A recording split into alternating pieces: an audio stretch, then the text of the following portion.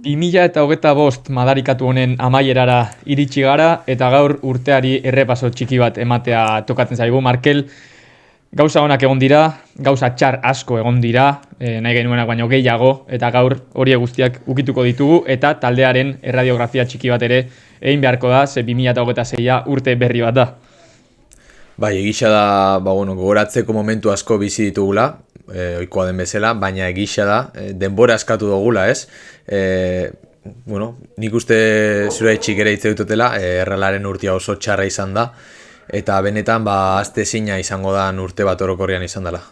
Bai, hori dudari gabe, astezina, bai gauza on gutxi batzuetarako, eta bai gauza txar askotarako, ze datuetara joten badu, orain joango gara datuekin, baina denboraldi edo urte historikoa izan da, baina txarre da. Eta gero, beste behin esango dugu, gauza onak ere egon dira, ilusio momentuak, partida onak, kanporak eta zaiak tartean ere, Bernabeun, baina sentsazio orokorra oso txarra izan da, penagarria benetan, ze 2025 ilusioz beteriko urtea zen, edo behintzat nik ilusioarekin hartu nuen urtea eta amaiera oso latza izan da.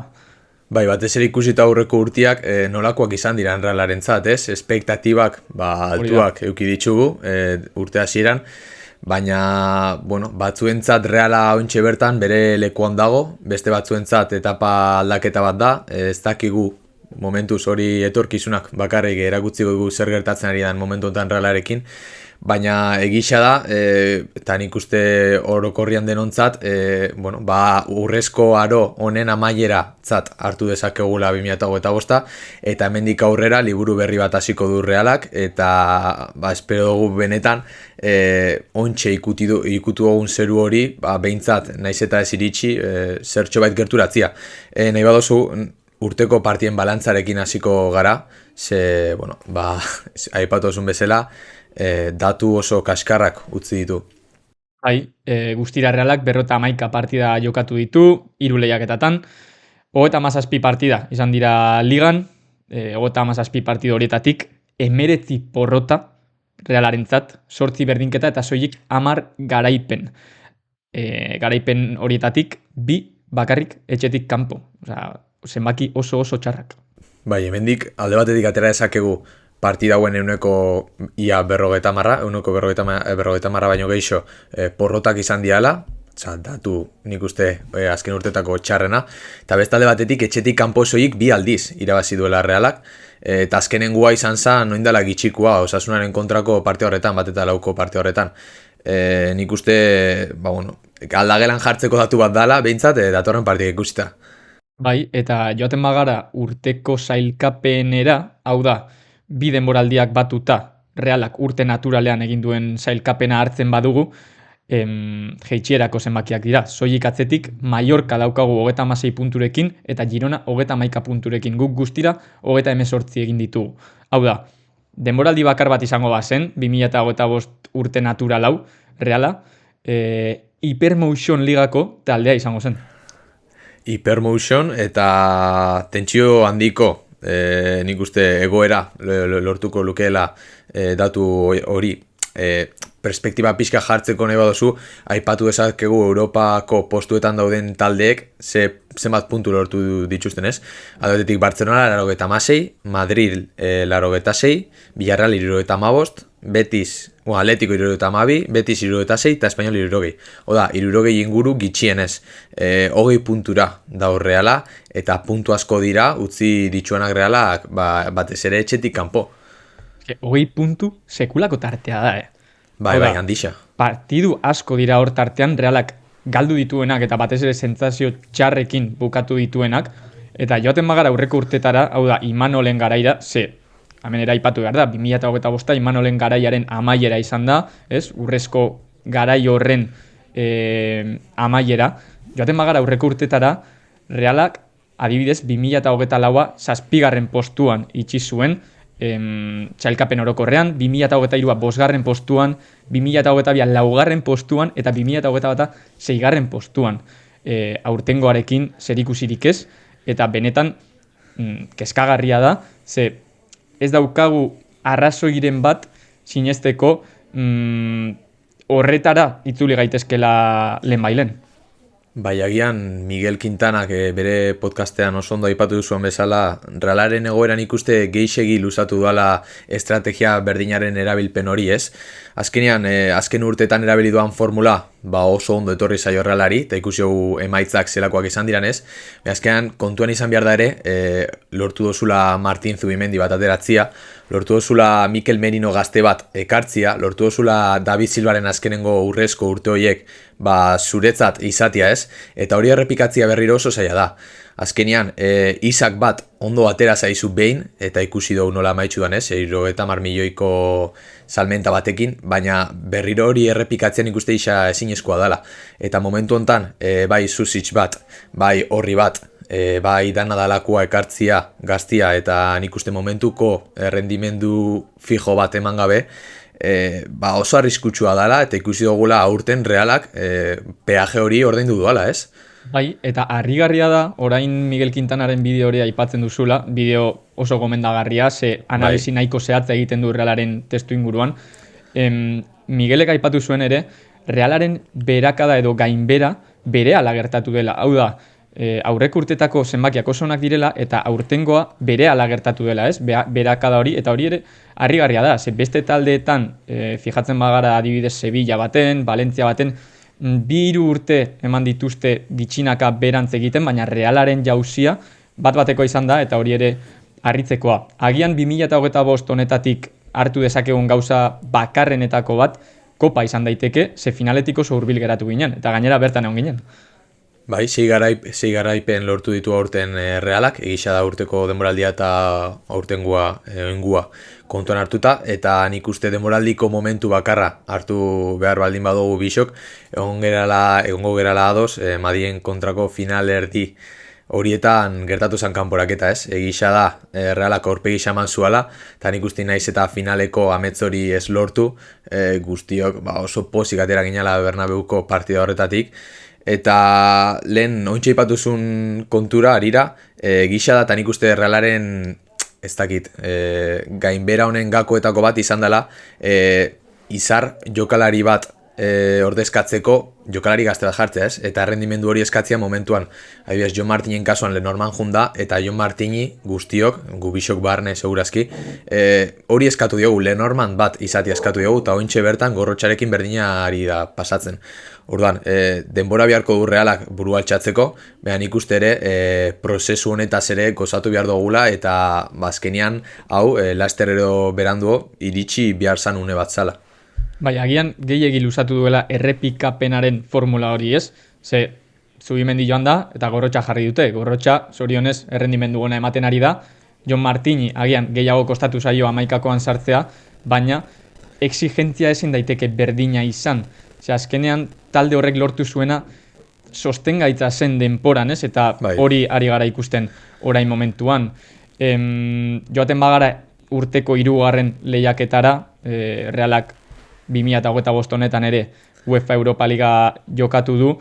Ez dakigu noiz errepikatuko dugun, Ez dakigu orain momentuan noiz bueltatuko garen lehiaketa horretara, baina horre ere, espero genuen jauzia esen eman alde batetik epailearen kontrako posturagatik, eta taldeak ere ez zuelako behar beste eman lehiaketa horretan. Eta izena punto dut hemen guretzat, inoiz ez ahazteko, Benoit Bastien. Ez aigu aztuko, lasai. Ez aigu aztuko, zelako partida, zelako latza izan zen porrota hori, Realarentzat. Gisa da Reala momentu kaskar batean iristen zala, baina nik uste ilusio aurretik dauanean, bihotza aurretik dauanean, guztiari kontra egin diezaiokezula, ez? Eta egun horretan nik uste ikusita aurreko asteko Madrilen kontuko hori, aste latza izan zala Realarentzat, eta Europan zerbait lortzeko espektatiba horiek, benetan berantz junziran. Bai, agian Europan papel erdion bat egiteak kamuflatu zezakeen urtea, baina etzen horrela izan, eta hori porroten zenbakian ikusten da. Realak guztira 22 partidu galdu ditu 2025ean, hau esen gertatzen 1983tik. Hau da, jeitsi ginen urtean ere, ez zuen Realak horren zenbaki kaskarrak egin. Eta kasualitatea, aurreko 2 urtietan Realak liga lortu zuan. Hortaz ikusten ari gera, historikoki Realak arazo larriak izaten ari duela jokalariak eta egoera altu, egoera urrezko momentu hori mantentzeko ez. Orduan, 1983, zutani, ez gauden, ez da proiektuan ere ez. Gubion adina batuta ere, ez gara heltzen 83-ra. Bai, eta bestaldatetik ikusita, 19 garaipen eta 10 berdinketa. Baina lata guztiz ere, 22 porrota horren zifra benetan gogorra da. 70 gol sartu ditu Realak eta 76 jaso. 2024, 25 edo 23-24ko zaugarri nagusitako bat zan, porteria utzian usteko gaitasuna Realarena ez. Eta nik uste horrekin batera, ere bai egon daitekela gainberaren gakua. Bai, Reala erasoan ez zen beste munduko ezer, baina pragmatikoa zen eta hori defentsan ikuste zen. Defentsako indargune hori galdu duenean Realak bera etorri da eta hori horrela izan behar da beti futbolean, ze azkenean ez baduzu ondo babesten zure atea, hortik hasten da, ez, talde batera ikitzen. Jokalarien inguruan, nik uste dut espero genuena eta betikoa izan dela jokalaririk onena edo agian desberdintasun bat markatzen duena, ez? Mikel Oyarzabal, 17 gol sartu ditu ibartarrak, eta gero, goleatzaileen taulan ez daude zenbaki nabarmenik, Braisek 8 sartu ditu eta Barrenek 6 2025ean. Kasualidadez, edo nik uste dut datu nahiko kuriosoa dela, partidu gehien jokatu dituen jokalaria, honek ez du esan nahi minutu gehien jokatu dituenik, Pablo Marin izan da, 46 partidurekin. Eta asko denboraldian, Pablo Marinen papera oso garantzitsua izan zen, batez ere Imanol Alguazilentzat, ez? Ikusteko, eta honek aipatzen digu nolakoa zan Realaren egoera, ez? Azkenean Pablo Marinen, ez dakite, lehenengo 11ko horretan sartzeak, asko suposatu zuen, batez ere, zelai erdian, ez zualako beste aukerarik Imanolek, ez? Mikel Oyarzabal beti bezala bere erregulartasuna ezaugarritzat jartzen, eta egisa da, pena bat dala eta diferentzia handisa dala, lehenengo goleatzailetik bigarrenera, 9 goleko diferentzia gotia, eta batez ere bigarrena zelai erdiko jokalari bat izatea. Bai, hor argi ikusten da Realari erasoan zerbait falta zaiola, baina badakigu 10 eibartarra beti izango dela lasterketa horretan lehena edo behintzat gauzak nahiko aldatu behar dira hori horrela ez izateko. Gero, 2025 honetan eman da egoera bat 2018 garren urtetik etzena ematen.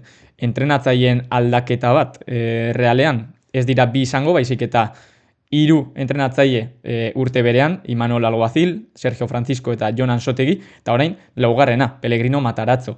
Hau etzen ematen orain dela urte batzuetatik, eta aipatu behar da, Realak egin zuen apustua udan, etzen ondo atera, Jon Ansotegi heldu behar izan da taldea erreskatatzera, eta orain apustu berria, eta ikusiko dugu nola ateratzen den Pellegrino Matarazzo da.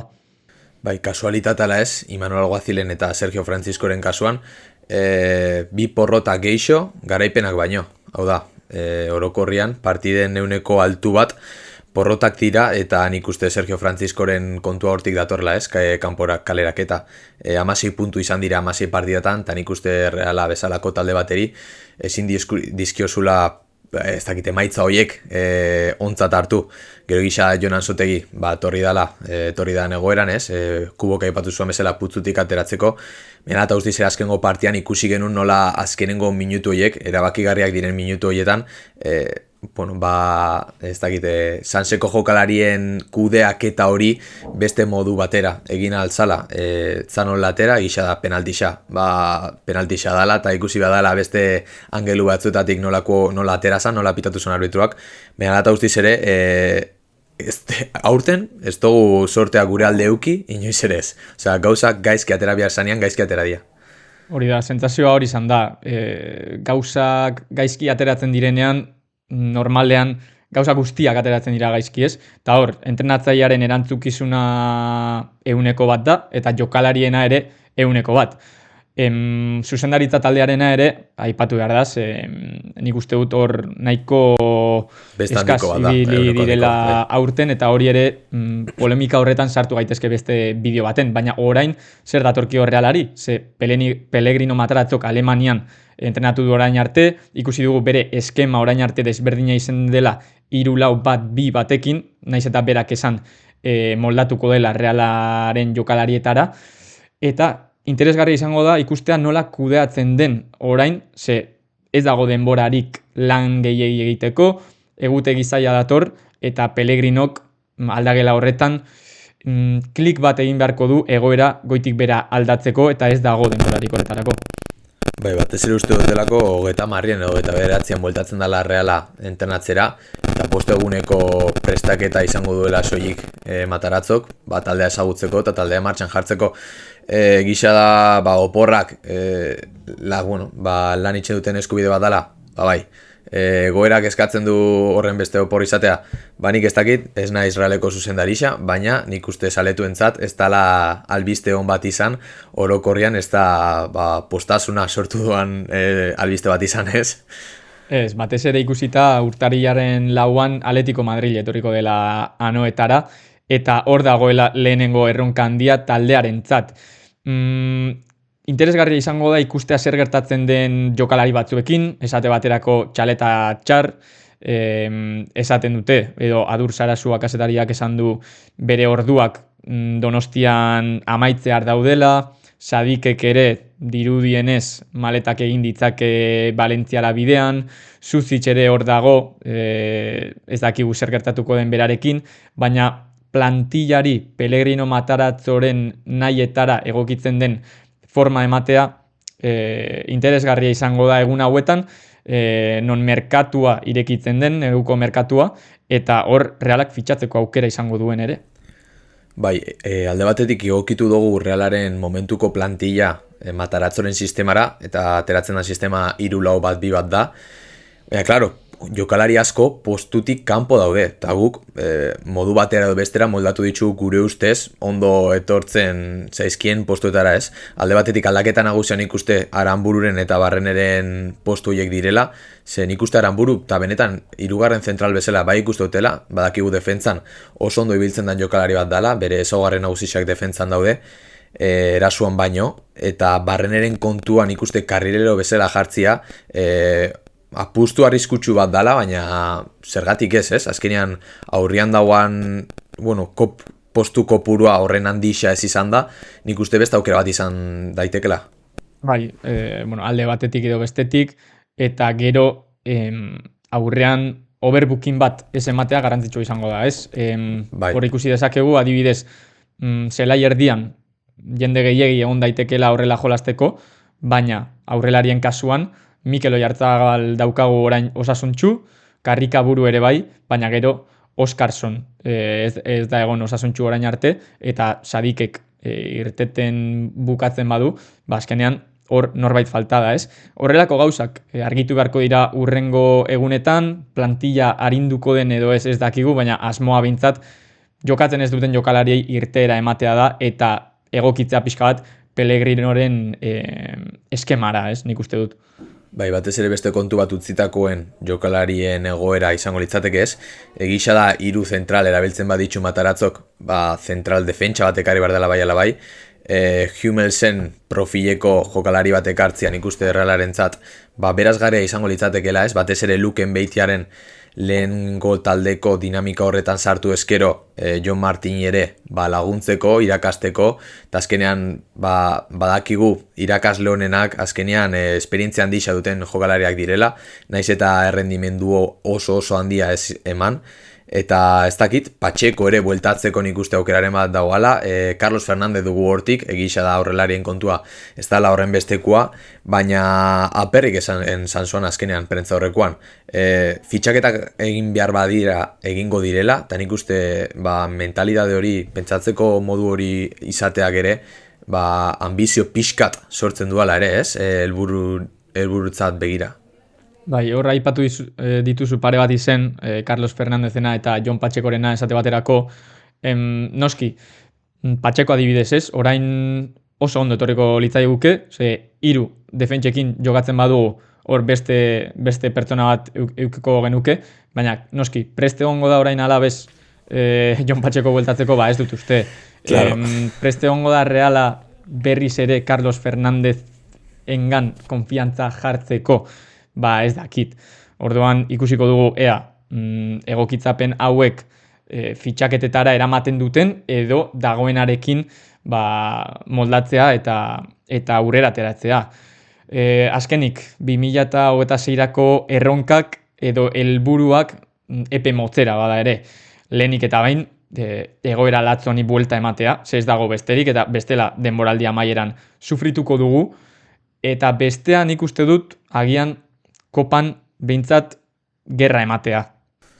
Bai, gerra ematea eta alik eta kanporaketa gehien pasatzea ez. Egisa da lehenengo 3 partidatan talde txikiak izan direla ez. Egisa da azkenengo 2 partidatan Realak ez duela oso ondo pasa. Osa, kostata pasa dut, ikusi behar azkenengo 1 minutuko Marinin gol hori. Baina, bueno, lehenengo errondako lakoak dira, azkenean pasatzea da garrantzitsuena, ez da nola pasatzen da, baizik eta pasatzea.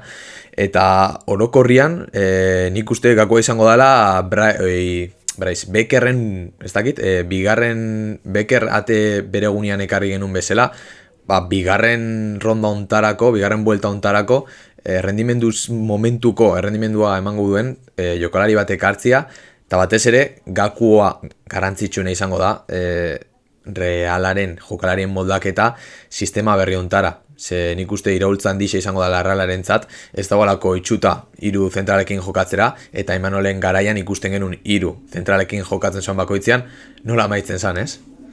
Ikusiko dugu, Rino Mataratzok aldagelari klik hori egin diesa joken, ze azkenean jokalariek sinesten badute, jokalariek zelaian 100% usten badute, orain arte ikusi ez duguna kasu batzuetan, horrek bidea errazten du. Eta gero beste helburu handiagoetara helduko gara, hitz egingo dugu martxoan, apirilan, maiatzean, Europaz, jeitsiera postuetaz, ez dakigun non egongo garen, baina behintzat jokalariek klik hori egitea, beraiekin konektatzean ikusten dut garrantzitsua izango dela, eta batez ere jokoari eta emaitzei buelta handi bat ematea, ze orain arte ikusitakoa oso pobrea da, eta horrela segizkero sufritu egingo dugu. Eta maitzeko, ez izen aukero beharko dugu entrenatzearen ez? Pellegrino Matarazzo soluzia da. Ontsi izan dozu Rino, niretzat ere... Berak esan zuen uste dut Rino deitzen diotela, asmatuko dugu urrengo egunetan. Ondo dagoela Rino, ze bronka botatzeko bestela Pellegrino Matarazzo soluzia da. Rino nik uste dut nahiko ondo, ez? Bai, nik uste nahi eta alburu hauekin, nahiko kompleto geratu dela. Espero dugu, benetan... urriko aldapa hori ez izatia horren aldapatxua eta egoera honi aurre ematia orain bai kapitulu berri bat hasiz. Hori da.